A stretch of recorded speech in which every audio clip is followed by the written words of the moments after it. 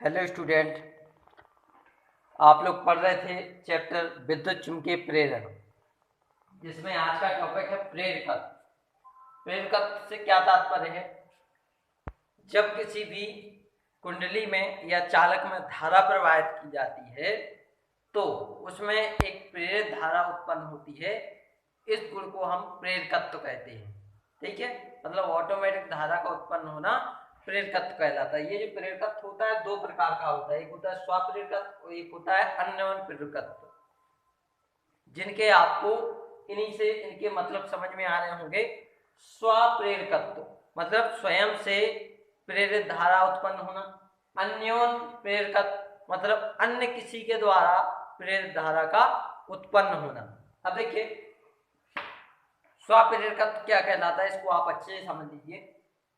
स्वप्रेरकत्व जब किसी कुंडली में हम क्या करते हैं, धारा को प्रवाहित करते हैं। यहां से हमने इसको धारा को प्रवाहित किया, तो जब किसी भी कुंडली में धारा को प्रवाहित किया जाता है तो उसमें आवेश के गतिमान होने पर चालक में क्या होता है, एक चुंबकीय क्षेत्र उत्पन्न होता है। ठीक है, जो कि उसके चारों ओर, यदि किसी चालक तार में भी हम विद्युत धारा प्रवाहित कर रहे हैं तो उस चालक तार के चारों ओर भी चुंबकीय क्षेत्र उत्पन्न होता है। ठीक है, अब धारा प्रवाहित करने का मतलब क्या है कि इसमें जो आवेश है वो गतिमान है और उसके कारण से यहाँ पर क्या हुआ, चुंबकीय क्षेत्र उत्पन्न हो गया।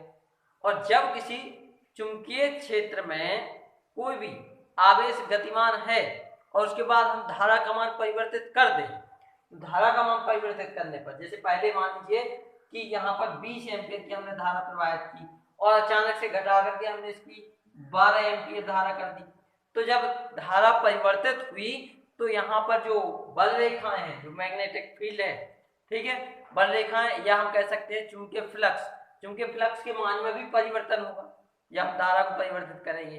तो चुंबकीय फ्लक्स के मान में परिवर्तन होने से क्या होगा, एक ऑटोमेटिकली धारा यहाँ पर उत्पन्न हो जाएगी इस कुंडली में, जिसकी दिशा इसमें बहने वाली धारा की दिशा के विपरीत होगी। तो इसमें जो चुंबकीय फ्लक्स के मान में परिवर्तन के कारण जो भी धारा उत्पन्न हुई है उसको हम बोलेंगे स्वप्रेरण। ठीक है, किसी भी कुंडली में जब धारा प्रवाहित की जाती है तो उस कुंडली में धारा के मान में परिवर्तन करने पर, मतलब कि धारा का मान बढ़ा दें या घटा दें, तो धारा का मान घटाने अथवा बढ़ाने पर उसके फ्लक्स के मान में परिवर्तन होता है और फ्लक्स